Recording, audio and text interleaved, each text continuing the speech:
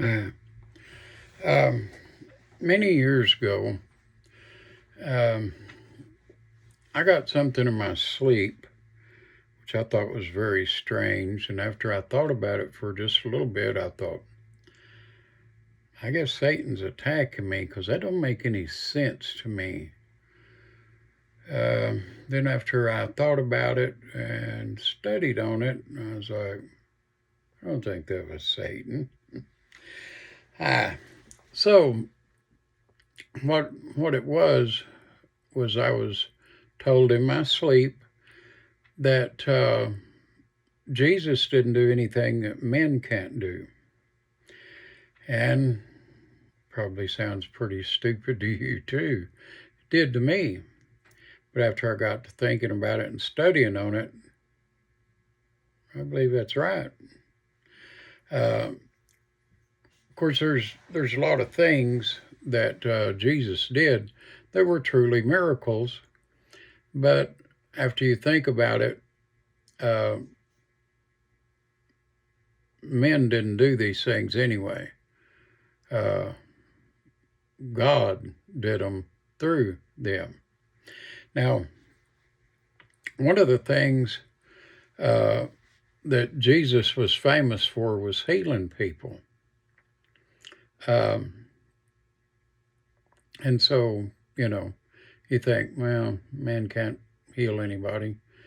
Well, this is one of the most famous healings that was done through a man. This is in Acts chapter 3. Uh, says, Now Peter and John went up together into the temple at the hour of prayer, being the ninth hour. And a certain man, lame from his mother's womb, was carried, whom they laid daily at the gate of the temple, which is called Beautiful, to ask alms of them that entered into the temple, who, seeing Peter and John about to go into the temple, asked an alms. You know, he was needing some money because obviously he couldn't work.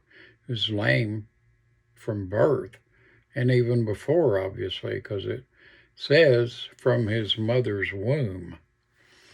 And Peter, fastening his eyes upon him with John, said, Look on us. And he gave heed unto them, expecting to receive something of them. He got what he wasn't expecting. Then Peter said, Silver and gold have I none, but such as I have give I thee. In the name of Jesus Christ of Nazareth, rise up and walk. And he took him by the right hand and lifted him up, and immediately his feet and ankle bones received strength. And he, leaping up, stood and walked, and entered with them into the temple, walking and leaping and praising God. And all the people saw him walking and praising God, and they knew that it was he which sat for alms at the beautiful gate of the temple, and they were filled with wonder and amazement at that which had happened unto him. And as the lame man which was healed held Peter and John, all the people ran together unto them in the porch that is called Solomon's, greatly wondering. Now, the thing that impressed me the most about this guy was lame from his mother's womb. He had never, ever walked. Now, you think about that. A child has to learn to walk. They start pulling up on a coffee table, a chair, or whatever, and they get strength, and then they after they pull themselves up for a while, they stand. Of course, at first they're kind of wobbly, but then they get enough strength that they can stand. Then they get enough strength that they can walk.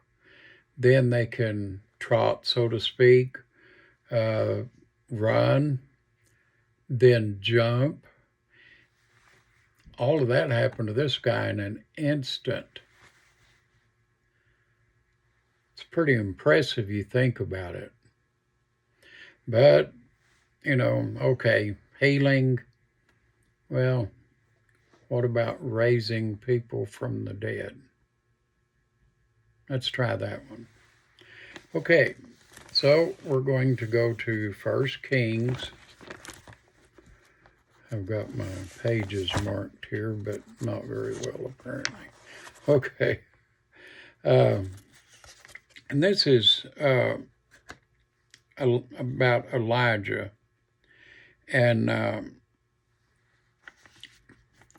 he went to this lady and asked for a drink, and then he asked for some food. She told him she didn't have any. And, in those days, oil and stuff, like olive oil, basically, was pretty valuable. And he told her, well, I'll let y'all read that. That's over in 1 Kings 17. And it came to pass after these things that the son of the woman, the mistress of the house, fell sick, and his sickness was so sore that there was no breath left in him. He died. And she said unto Elijah, What have I to do with thee, O thou man of God? Art thou come unto me to call my sin to remembrance, and to slay my son? And he said unto her, Give me thy son. And he took him out of her bosom, and carried him up into a loft, where he abode, and laid him upon his own bed. And he cried unto the Lord, and said, O Lord my God, hast thou also brought evil upon the widow with whom I sojourned, by slaying her son? And he stretched himself upon the child 3 times, and cried unto the Lord, and said, O Lord my God, I pray thee, let this child's soul come into him again. And the Lord heard the voice of Elijah, and the soul of the child came into him again, and he revived. And Elijah took the child, and brought him down out of the chamber into the house, and delivered him unto his mother. And Elijah said, See, thy son liveth.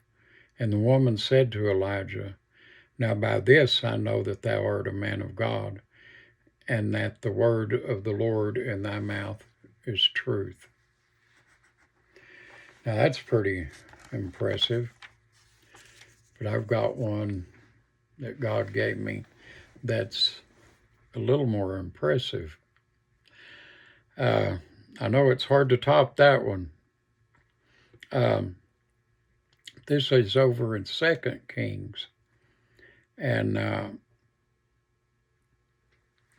this is in chapter 13 and verses 20 and 21. You really ought to take the time to read a lot of these things, but I'm just hitting the high spots here. And in verse 20 it says, And Elisha died, and they buried him.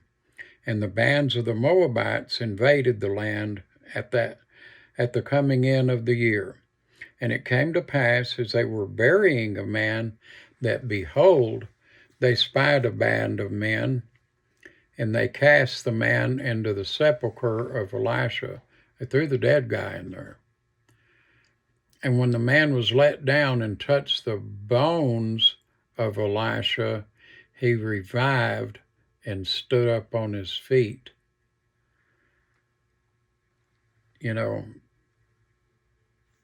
Elisha was basically the replacement for Elijah after he was taken up in a whirlwind. And when he died, his bones brought that guy back to life.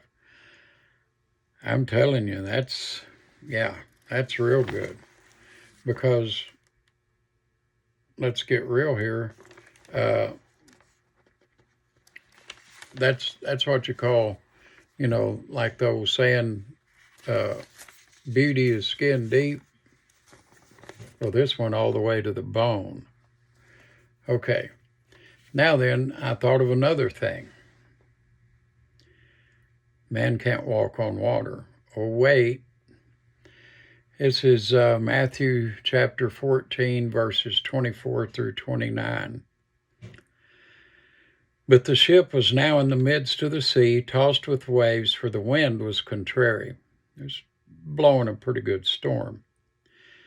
And in the fourth watch of the night, Jesus went unto them walking on the sea. And when the disciples saw him walking on the sea, they were troubled, saying, It is a spirit, and they cried out for fear. But straightway Jesus spake unto them, saying, Be of good cheer, it is I, be not afraid. And Peter answered him and said, Lord, if it be thou, bid me to come unto thee on the water. And he said, Come. And when Peter was come down out of the ship, he walked on the water to go to Jesus. Peter walked on water. Of course, here's the rest of the story, as Paul Harvey used to say. But when he saw the wind boisterous, he was afraid, and beginning to sink, he cried, saying, Lord, save me. And immediately Jesus stretched forth his hand and caught him and said unto him, O thou of little faith, wherefore didst thou doubt? And when they were come into the ship, the wind ceased. Then they that were in the ship came and worshipped him, saying, Of a truth, thou art the Son of God. There were many things that happened that made people recognize Jesus for who he was. And it's amazing how many times that happened. But then when Jesus was taken by the Jews, the Sanhedrin,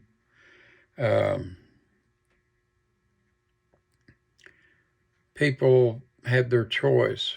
They could choose Barabbas, or they could choose Jesus to be crucified or to be set free.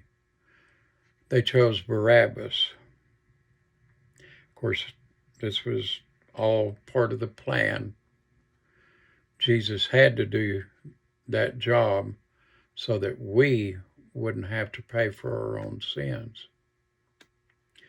But here's the point of this whole thing right here.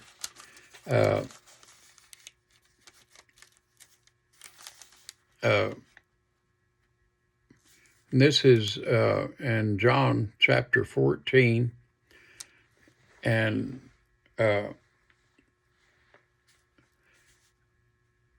verse 12, it says, Verily, verily, I say unto you, he that believeth on me, the works that I do, shall he do also, and greater works than these shall he do, because I go unto my Father.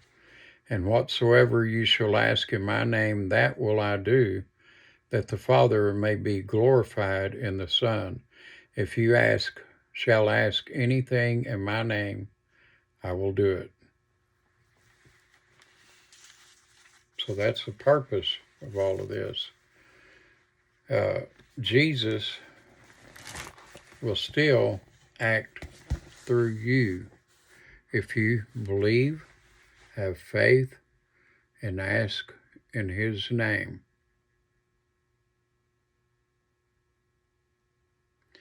I love y'all, and we'll see you next time. Oh, and by the way, since this is Saturday, the Sabbath before the first day of the week, happy Resurrection Day. I love y'all. Bye.